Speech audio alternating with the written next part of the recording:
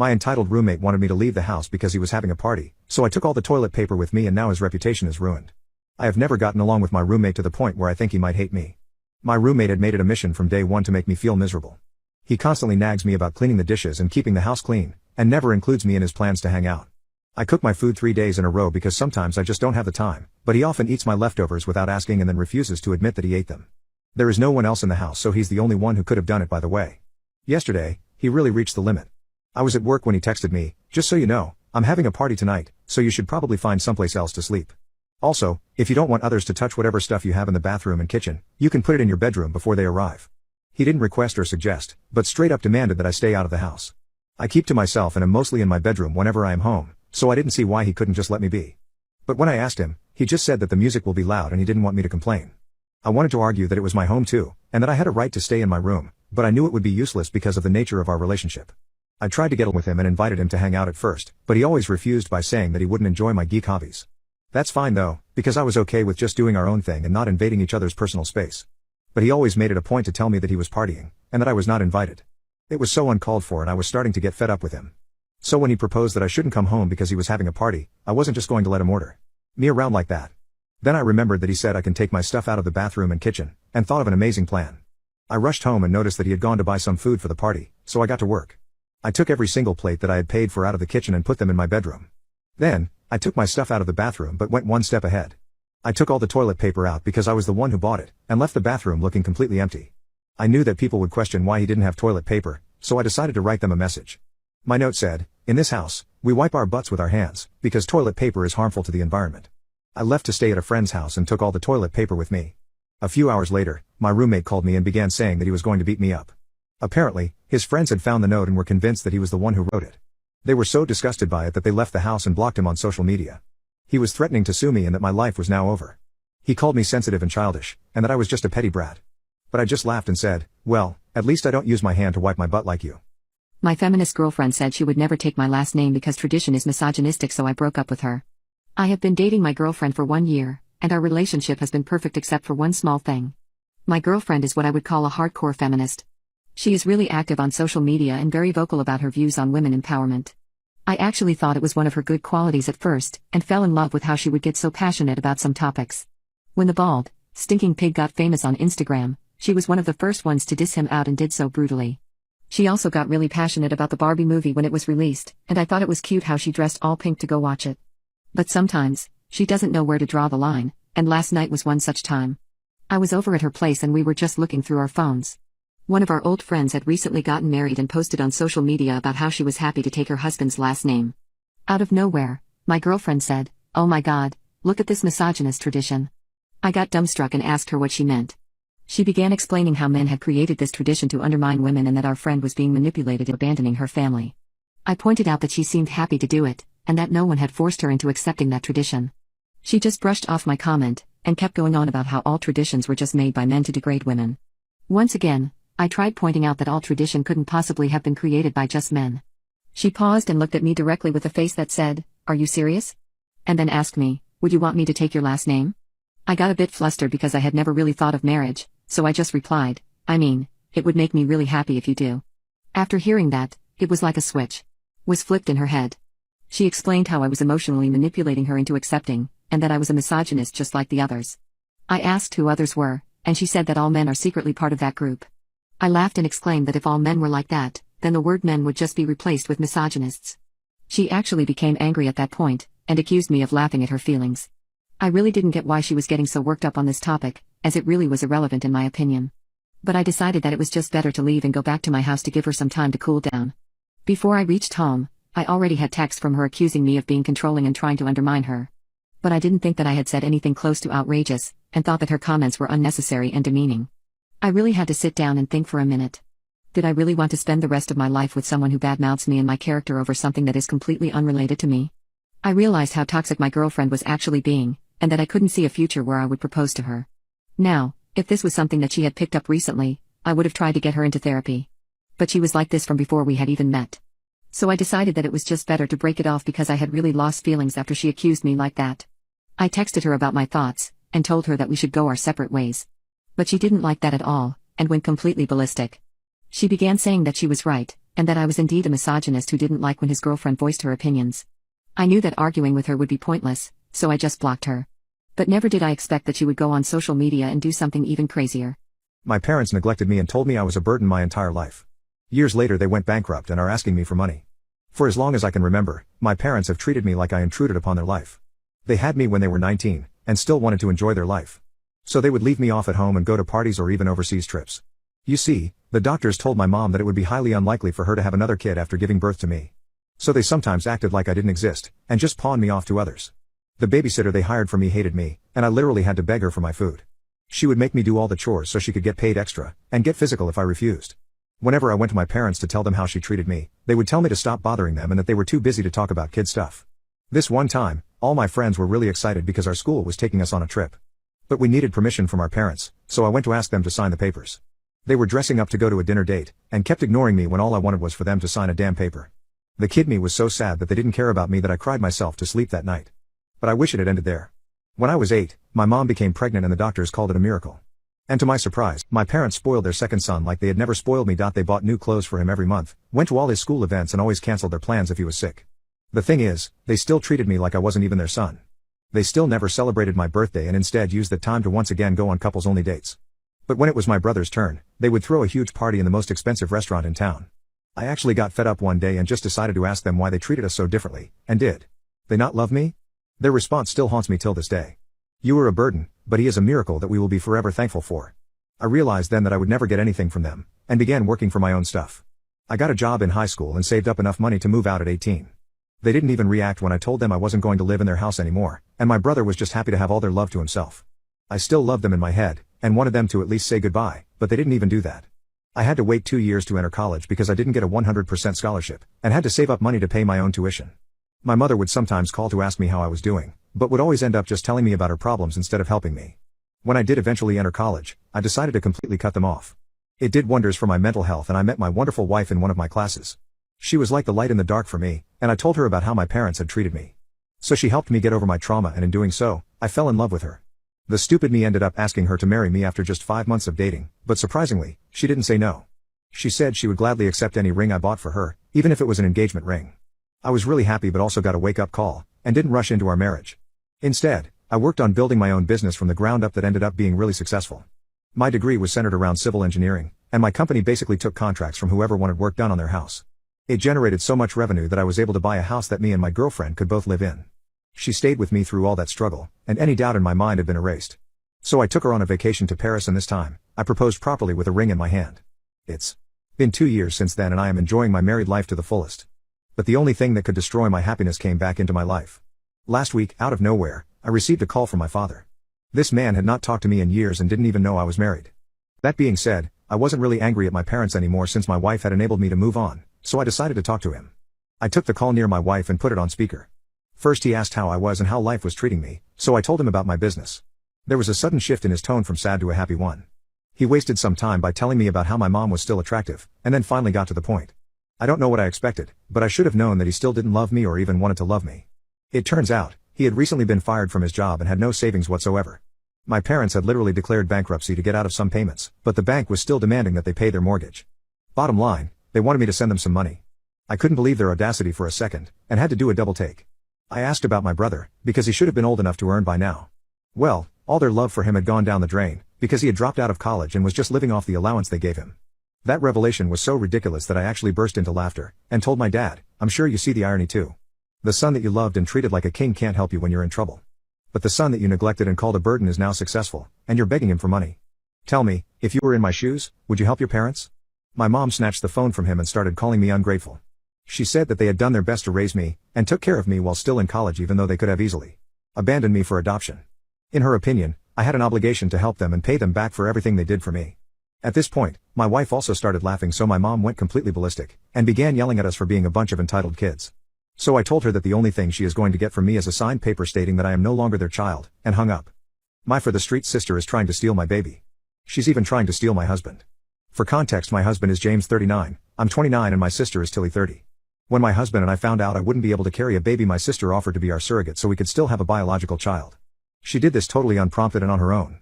She had divorced her husband over a year ago and was settling into single life. We offered to cover all medical expenses and expenses for anything that could improve her life/pregnancy quality, as it's not legal to pay for a surrogate in my country. She was more than happy to do that, and as time went on she said she didn't like pregnancy, it freaked her out and she couldn't wait to just give the baby to us and go on holiday. So 3 days ago she gave birth to our daughter. She's perfect and such a beautiful baby, and we were getting ready to take her home when Tilly denied it. She said I couldn't have my baby.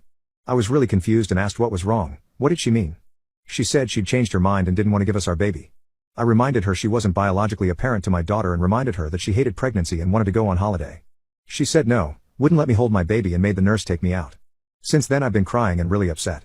Our parents are trying to get her to see sense, and none of it made any sense to me until James sat me down and showed me texts he had been getting from her for the past few weeks. They started out innocent, but then she said how hot and bothered the pregnancy was making her. He sent back a laughing emoji, but she carried on and prepositioned him, asking him if he was attracted to the woman carrying his baby, saying surely it made him feel some way. She sent some risky photos of her in her underwear and he told her to stop. She wasn't his wife, he wouldn't mention anything as none of us needed more stress, but this wasn't appropriate. Since then I've been looking over the contract we had drawn up, and there is a clause that allows me to gain custody by showing Tilly's written agreement and understanding of our contract to a judge. I've texted Tilly telling her she has a day to give me my baby or I will take her to court to enforce the contract and get custody of my child. Our cousins have texted me saying I'm a jerk for pressuring a woman to give her baby up. But it's my baby, not hers. Entitled stepbrother wants to use my inheritance money to buy himself a car? Have fun sleeping on the streets. My dad remarried when I was 16, but I never got along with my stepbrother even though we are the same age. Ever since he moved in with me and my dad, he has acted like he owned the place. He leaves his clothes all over the house and refuses to pick them up even when I ask him to. I like to cook my own food and often save my leftovers for later. But he just eats them without asking first, and then denies doing it by saying he doesn't even like my food. He also stinks up the place since he rarely showers, and when I confront him, he gets mad and says something along the lines of, "It's my house and I can do whatever I want. If you have a problem with it, then you can leave." I tried to get my dad to do something about this, but my stepmother would always intervene and say he's just a child, and that I can be more mature about calling him out. Thanks to that reason, I normally tend to avoid everyone and just stay in my room. But I couldn't always do that at family functions. This one time, he was bragging about how he was going to impress this girl in his class by taking her on a road trip.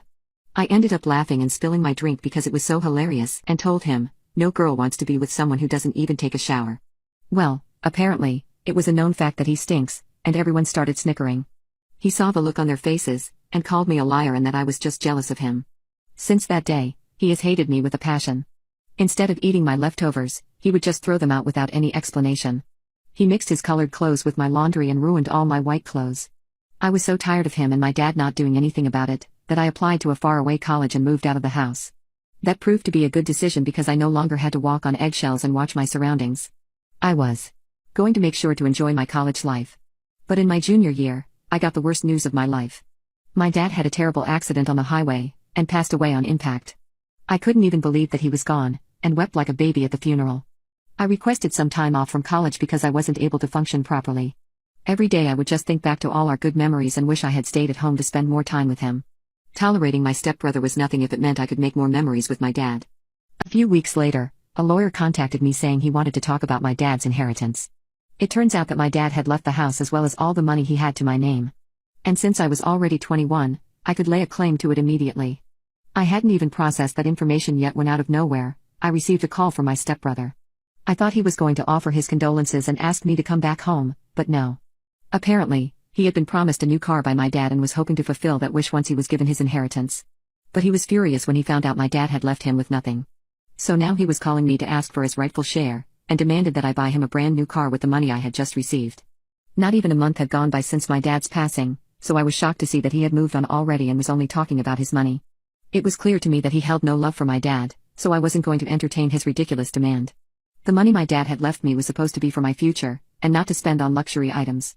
I told him that whatever promise he had with my dad was gone, and I wasn't going to buy him a car. He began yelling at me, calling me a selfish bitch when my stepmother snatched the phone and said that he didn't mean what he said. She knew that insulting me would only make me mad, and told me, "Your dad really did promise to buy your brother a car. I think it's only fair that you honor his legacy by doing good on his promise." I thought about it for a second, and asked them where they were. They said they were in their house, and I remembered that I now owned that property. So I told them, "You are no longer my family, and don't bother asking me for any handouts. By the way, that house belongs to me, so get out before I call the police on you for trespassing." My fiancé wants me to get rid of my backup plan. I have always had a backup plan. My backup plan includes a place to live, money for general expenses and a rainy day fund. It's more complicated than that, but that's the gist of it. I like having it, and I have explained to previous partners that I have one and I let them decide if they're okay with it. My fiancé knew this before he started dating me exclusively. He knew that if we ever got married, I would require a prenuptial agreement and a request that this backup plan stays intact. A couple days ago, he told me he wasn't okay with this plan any longer.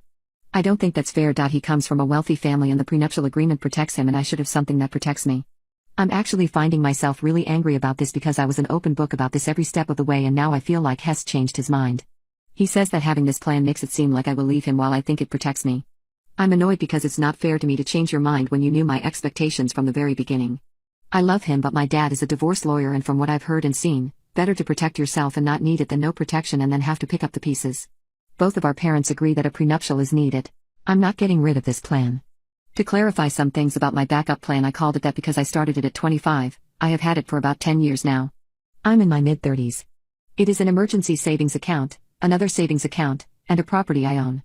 I use my main job to pay for my household expenses with my fiancé and also to fill my main savings. I have a trust but also investments as well, but my dad helps me handle those. The emergency savings is only money from additional contract jobs I take on in my profession. The other savings account is only money from rental income, some of which I use to maintain the property and pay my dad back. The property is a multi-family home and I rent out all the units but one. The property was bought by my dad when I was 24 and I have been paying him back the purchase price with no interest for a couple of years now. The property is worth a great amount now, but my dad would only accept what he paid for it from me. He took out a loan for me because he wanted me to be set up financially. In paying him back, even though he already paid the loan off a long time ago. There's no way I would be able to buy that property now, or even 5 years ago, since house prices have skyrocketed where I live, and I'm grateful that my dad did that for me. I will finally pay off the loan in about 8 months and before I get married. It's taken me so long to pay my dad back because he insisted that I prioritize setting myself up financially rather than paying him back. The property is also a 15 minutes walk to the nearest hospital and close to the city center, so it is easy to rent out to medical students. I keep one unit open because of events. I make a killing when there are events or when big artists tour, and 2 examples are the recent Beyoncé and Taylor Swift tours where I made a lot on the days they were in my city. If there are no events where I think I can make a good amount, I rent it out to travel nurses in 3 to 4 month periods once or twice a year, but realistically, there could be a couple weeks or 2 to 3 continuous months during the year where it sits empty. Overall though, I make a substantial amount from this property. I can't take credit for this strategy because my dad is the one who helped me set up the apartments and manage it. My partner and I come from vastly different economic backgrounds. His family has generational wealth and he can't remember a time they didn't. I grew up firmly middle class, until my parents' divorce, and then it was a struggle for a while. His home life was relatively stable with a mom and dad. On the other hand, my dad tried his best, but my birth mom made my childhood tumultuous both emotionally and mentally. The difference with how we think about money became very noticeable when we were planning our wedding. We had been discussing what type of flowers we would like, and then I started talking about the budget and stated that I thought 30-40K was good overall to pay for a wedding and in an amount where we could easily afford it. He thought I meant 30-40K for flowers, and he and his parents didn't budget the amount and just said okay. I clarified what I meant, and I would never ever pay that amount for just flowers. When it comes to the plan, my fiancé knew about it as soon as we were exclusive. I don't agree with people saying I shouldn't have told him. To protect my assets in the prenuptial agreement, I had to. I also told him because I felt he deserved to know. As we got more serious, especially with marriage, I told him more after talking to my dad and finding out what was okay to say so that he understood the extent of the plan. The reason I kept saying the backup plan was complicated was due to the prenup my dad came up with. It is very long and protects me very well, and my fiancé was, in his view, not prepared for the extent of it. My dad and I went to this extent due to what he had seen people do in divorces, but also mainly due to his divorce that affected us both. It didn't help that I further joked that my dad tried to cover for any loopholes, including asking his associates to look over the document and revising it if one was found. What I saw as protection, my fiancé saw as me having an out since my dad went to such an extent. The short part of it is that my fiancé was insecure about it. He grew up with a dad as the breadwinner, and he was raised with this idea that he should be a provider, and my plan rattled him because it showed him that financially I didn't really need him. He told me he didn't realize how much of himself he had tied into this provider role and felt extremely insecure because he didn't know what he now brought to the relationship. When he found out about the sometimes empty unit, he felt more uneasy because he, even though I have and will always have a job, wanted and planned to take care of me. His idea of scrapping both prenups was his way of trying to say that he trusted me and that I should trust him. If he was willing to go without a prenup knowing I could get a substantial amount of his assets, then it would show me that he would never try to hurt me financially or otherwise.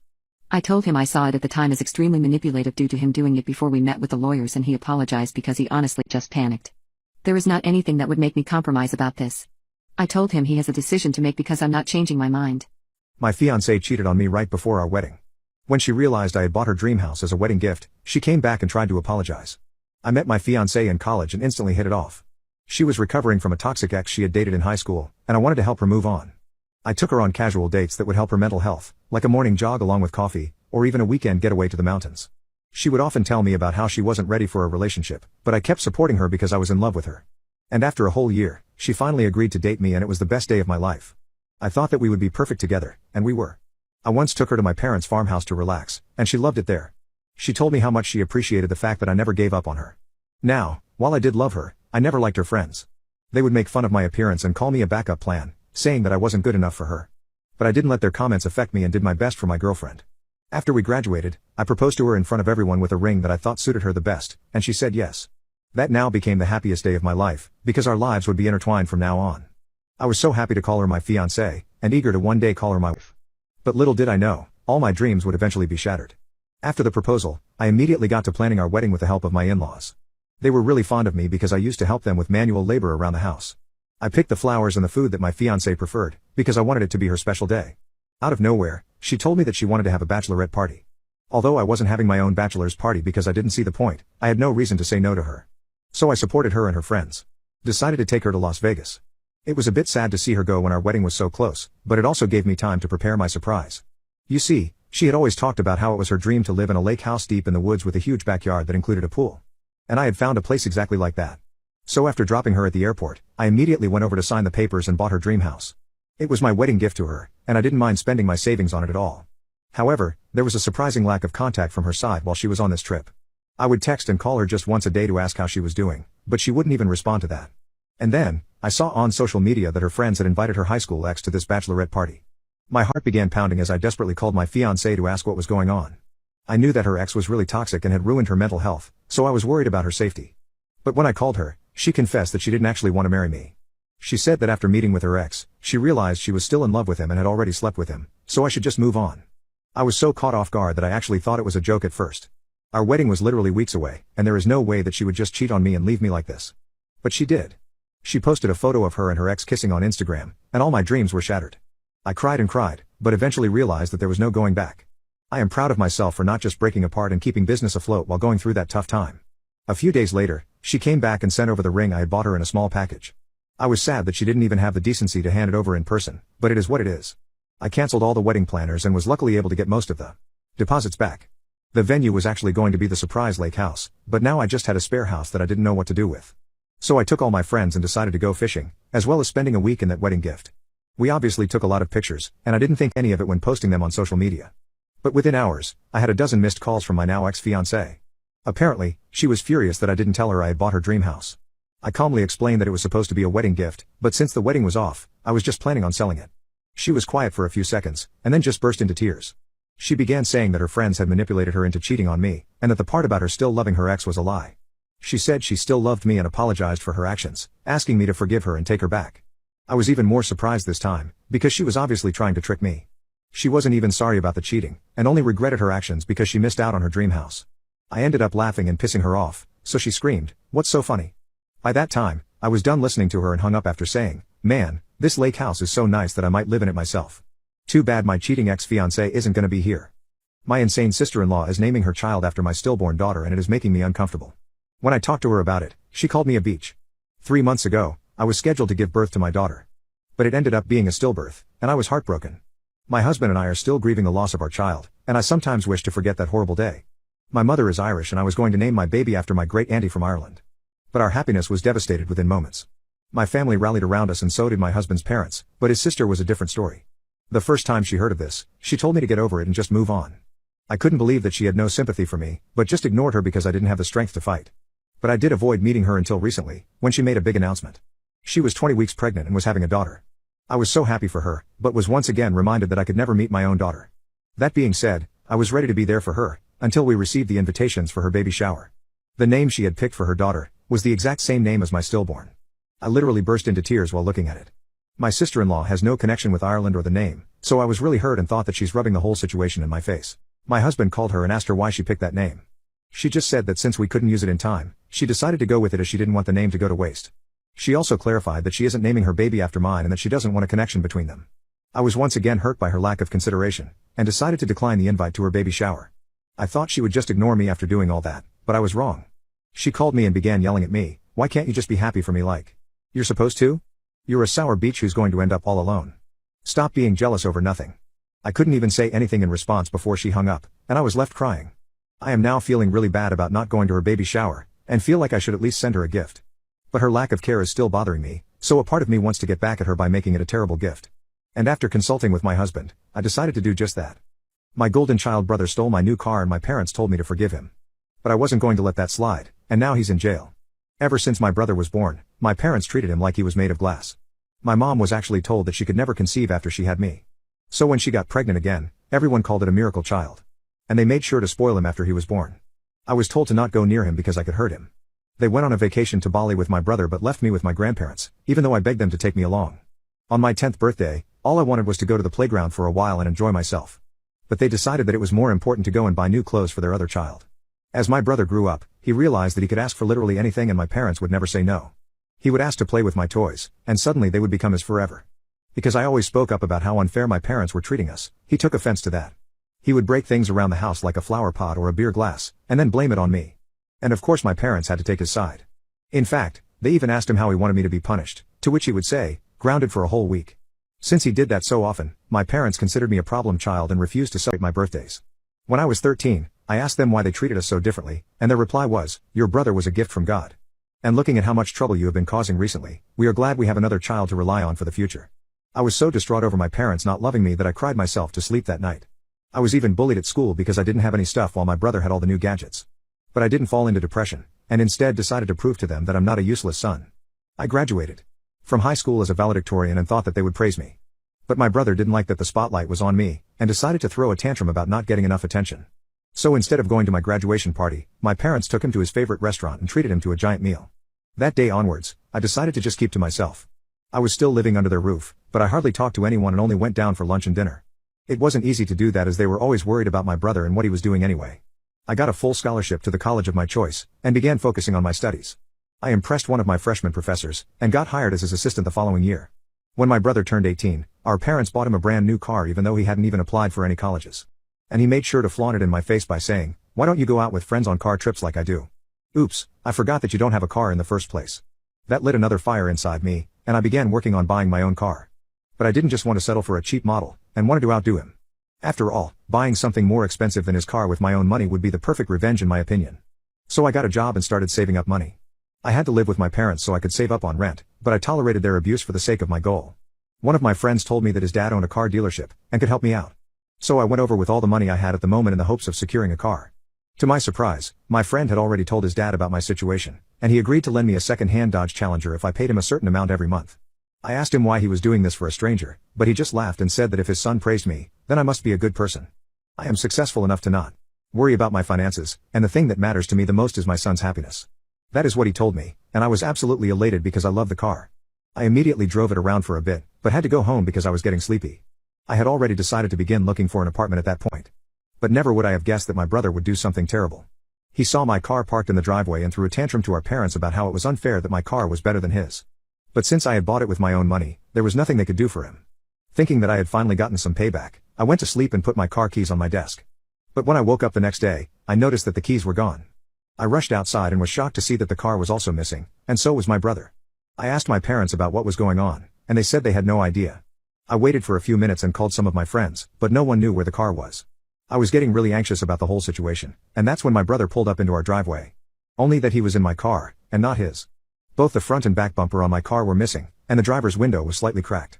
I ran out shouting, "What did you do to my car?" But he just shrugged his shoulders and laughed.